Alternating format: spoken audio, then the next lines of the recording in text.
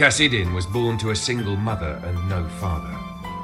Growing up without a father in the world of Ian can be detrimental to a youth's life, but his mother would do her best regardless. She gave him all the love one could give a child, having to raise him on her own, and when asked about his father, she would provide answers for his curiosity over his missing sire.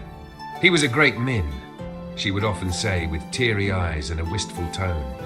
And no matter how many times Kassidin's mother would say this, it never became tiresome to hear, for Kassidin loved his father and the things he did for his mother. The way she described his father put the assumption that the actions of his sire was not normal for a min in their world to do. So the fact that a min, his father nonetheless, was able to do that for the woman he loved, to show true conviction and devotion to the one he loves, it was admirable. He wanted to be just like his father, to find true love and be just as caring and adoring towards his mate and family, just as he was taught. When it became time for him at the age of 13 to branch out on his own, he was given a gift from his mother. It was the burned skull of his late father. The skull had been since fashioned into a mask perfectly fit for Kassidin. The mask was to protect him from evil spirits and the wrath of a supernatural being they called Jack Hallow. Kassidin was told stories about the headless horror, the true identity of who it once was and why it came to be. He could tell that it was difficult for his mother to tell him the truth about the affair between her and his father.